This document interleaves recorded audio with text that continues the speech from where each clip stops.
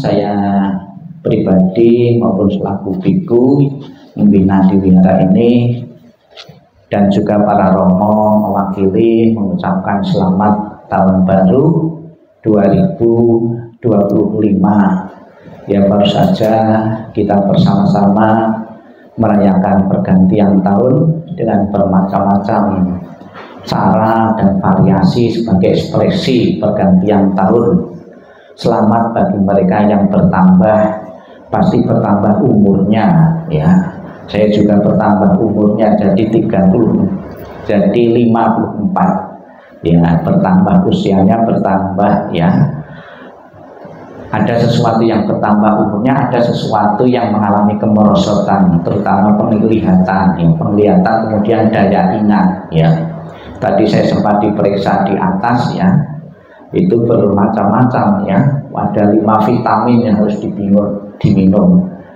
Kapan hari sebelum saya ke Banyuwangi itu ya, sempat juga sudah terasa daya ingat saya lemah sekali, mau ceramah itu keliru-keliru, tadi juga keliru-keliru menunjukkan halaman karena faktor usia. Tidak boleh ya, tidak boleh bisa dipungkiri karena faktor usia. Maunya ya sehat terus ya, tapi ternyata usialah yang tidak bisa yang kita tawar-tawar ya. Bapak Ibu saudara sekalian yang saya hormati, pada kesempatan sore ini sengaja pembacaan doa itu saya variasi. Yang pertama pakai bahasa Mandarin, yang kedua pakai bahasa Indonesia, dengan satu tujuan biar anak-anak muda ya, anak-anak muda itu juga tahu yang dibaca ya, sebab di kalangan yang muda-muda saya lihat di beberapa wihara itu ditonjolkan bahasa Pali dan bahasa Indonesia. Nanti kalau agama Buddha yang ditonjolkan bahasa Mandarin terus menerus sifatnya itu balapan membaca ya, balapan itu lomba membaca cepat sekali betul. Takutnya nanti minat generasi muda itu kecil sekali.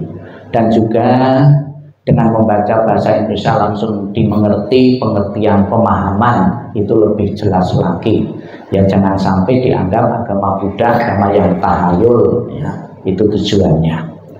Bapak Ibu saudara sekalian yang saya hormati, ada beberapa momen-momen yang dipakai oleh Sang Buddha untuk meningkatkan kesadaran spiritualnya dengan melihat beberapa peristiwa, terutama peristiwa kejadian kematian. Kalau orang-orang biasa itu melihat kematian itu sudah biasa, tapi bagi orang-orang tertentu, dicontohkan oleh Pangeran Siddhartha, ketika remaja kita pemuda mempunyai pemikiran-pemikiran yang berbeda dengan pikiran-pikiran umum. Ketika pertama kali Pangeran Siddhartha, remaja Siddhartha melihat orang mati, itu melakukan perenungan. Ada pembantu yang namanya Cana ini. Loh, itu apa? Kok digotong, terus sebelah di sampingnya, kemudian di belakangnya pada nangis. Itu orang mati ya. Pertama kali mendengar kata mati, karena memang dia seorang anak raja, melihat orang mati diusung ke kuburan itu menimbulkan kekagetan dan pertanyaan, apakah semua orang bisa mati? Ya, dijawab oleh Cana, semua orang bisa mati. Terpikir dalam pikirannya, ingin mencari obat, ingin mencari cara bagaimana bisa menghentikan orang agar tidak mati ya. Kalau pengertian umum kan mungkin tidak mungkin bisa kan gitu ya, tapi bagi Siddhartha beda. Ada enggak cara obat untuk menghentikan dari kematian? Direnungkan terus, ada 4 peristiwa, salah satunya adalah orang mati. Kemudian pertanyaan dari Pangeran Siddhartha ini diajukan kepada ayahnya Raja Suddhodana. Saya akan menjadi seorang pertapa mencari jawaban, salah satunya kenapa orang bisa mati. Kemudian tidak mendapat izin dari Raja Suddhodana ini. Setelah tidak mendapat izin, Pangeran Siddhartha itu ngeyel ya, ngeyel tetap mau keluar istana ini. Kemudian bikin syarat, kalau ayah tidak mengizinkan, tolong orang-orang yang ada di istana tidak boleh mati, ya, tidak boleh mati, harus hidup terus-menerus. Kemudian karena Pangeran Siddhartha itu juga tidak bisa mengatasi dan mempunyai cara untuk menghentikan mati, ya, semua orang akan mati, saya pun tidak tahu caranya bagaimana menghentikan orang itu agar tidak mati.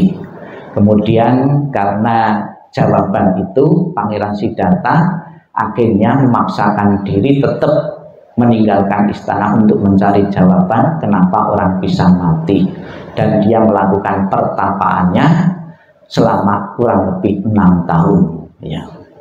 Bapak Ibu saudara sekalian yang saya hormati, banyak sekali setelah Sang Buddha mencapai penerangan sempurna pun, mencapai kebudayaan pun, telah memberi atau mendapat jawaban kenapa orang bisa mati.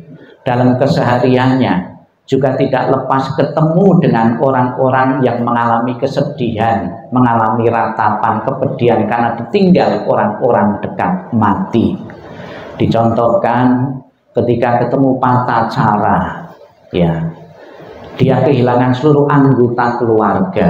Suaminya meninggal karena digigit ular berbisa. Kedua anaknya, yang satu hanyut di sungai mati, yang satunya dibawa burung elang. Dia hidup sebatang kara, kemudian dia pergi ke rumahnya. Kedua orang tuanya juga mengalami kematian. Dia hidup sebatang kara. Kemudian ketemulah dengan Sang Buddha. Sang Buddha menggunakan objek kematian itu untuk mengajar dari Patacara ini. Apa yang diajarkan oleh Patacara ini? Di India pada waktu itu percaya adanya hukum tumimbal lahir, ya, di India, bahwa seseorang itu pernah hidup berulang kali. Kamu menangisi orang-orang dekatmu, kamu menangisi anak-anak itu bukan kali ini saja. Kelahiran-kelahiran yang dahulu pun kamu pernah mengalami, meratapi. Apa kamu akan menangis terus sepanjang kehidupanmu? Kamu pernah kehilangan anakmu, suamimu dan kerabatmu. Kemudian mendapat penjelasan seperti itu, tercerahkan. Bukan saja mengikhlaskan, merelakan kepergian orang-orang dekatnya Patacara ini, namun mendapatkan satu berkah yang mulia, yaitu mendapatkan kesucian tingkat pertama, ya, Patacara ini. Apa kesucian tingkat pertama itu? Yang pertama, tidak mengakui bahwa dalam diri seseorang, diri kita itu ada roh yang kekal. Itulah satu-satunya agama di dunia yang bisa melawan arus. Kebanyakan orang, kebanyakan agama itu percaya dalam diri kita itu ada roh yang kekal. Sang Buddha satu-satunya tidak mempercayai ada roh itu kekal. Logikanya, kalau roh itu kekal, orang jahat tidak bisa jadi baik, orang baik tidak bisa jadi jahat. Karena tidak kekal itu, ada perubahan itu, ajaran agama itu masuk, ada peluang, ya, ada perubahan. Orang yang jahat bisa jadi dirubah menjadi baik, orang yang baik pun kalau tidak menjaga diri bisa jadi jahat. Itu rohnya, kesadaran jiwanya. Maka agama Buddha adalah agama yang tidak mempercayai adanya roh itu kekal. Kemudian ciri dari kesucian yang pertama, Sotapanna, itu yakin betul kepada ajaran Sang Buddha. Nasihat-nasihat Sang Buddha betul-betul dipraktekannya, bukan cuma didengar, ya. Kalau mendapatkan kitab suci bukan diterima saja. Ya, pada waktu itu belum ada kitab suci, ya. Ajaran itu disampaikan secara oral dari mulut ke mulut, namun betul-betul direnungkan, dihayati. Itu karena tidak ragu-ragu lagi, tidak sangsi lagi. Kemudian yang ketiga, tidak percaya bahwa ada sebuah upacara yang bisa menghasilkan kesucian. Jadi enak saja kalau ada upacara, ya, sembahyang beberapa hari untuk melunturkan atau menghancurkan dosa-dosanya. Itu tidak mempercayai. Dosa itu bisa dilenyapkan, dihapuskan dengan pencucian batin, dengan pembersihan batin kita itu dari keserakahan, kebencian, dan kebodohan. Jadi Patacara ini adalah orang yang beruntung bukan saja menyadari mengikhlaskan kepergian orang-orang yang dicintai namun berhasil mencapai kesucian, dan diceritakan Patacara ini memasuki kehidupan sebagai bikuni, ya, sebagai bikuni, sebagai sangga, dan akhirnya bisa mencapai kesucian-kesucian selanjutnya. Kemudian wanita yang kedua dikasih pelajaran juga, Kisah Gotami. Kisah Gotami ini seorang wanita yang menderita, mengalami kesedihan karena ditinggal mati oleh anak tunggalnya. Bisa kita bayangkan, anak tunggal satu-satunya harapan hidup, mati. Dia pun tidak menerima. Kemudian ketemu dengan Sang Buddha menyuruh, saya bisa menghidupkan anakmu dengan catatan kamu bisa menemukan biji lada dari rumah yang belum pernah ada kematian. Awal-awal dia antusias sekali, namun ketika mendapatkan biji lada dan mau diambil, tanya bahwa keluargamu pernah ada yang mati, semua keluarga mengatakan pernah ada kematian. Dia menyadari bahwa kematian bukan saja milik anaknya, milik semua makhluk hidup. Kita pun terhadap orang-orang tertentu, orang yang kita cintai, tidak pernah terlintas bahwa suatu saat nanti akan mengalami kematian. Kemudian Kisah Gotami ini berhasil mencapai pencerahan dan juga bisa menghasilkan kesucian bagi Kisah Gotami karena menyadari, melepaskan kemelekatan terhadap anaknya dan juga bisa mencapai kesucian seperti Patacara.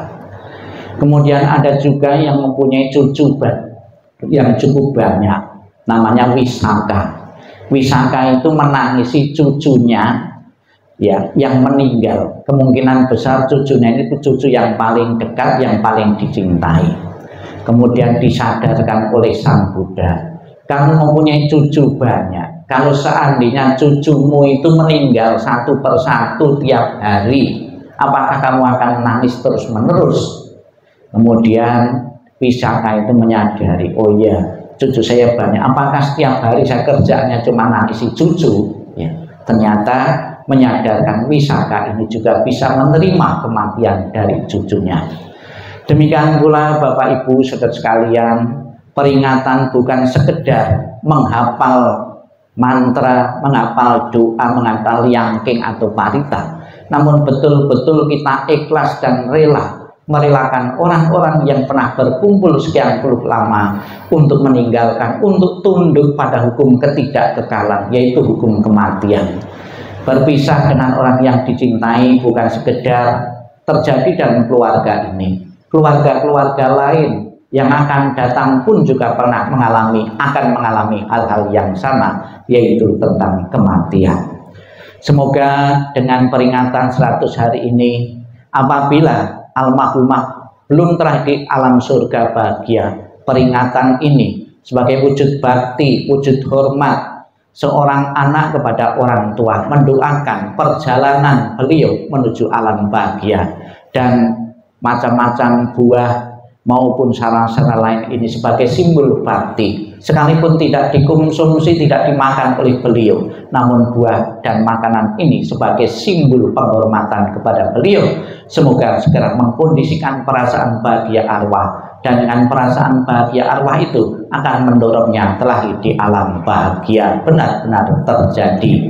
Sadu, sadu, sadu.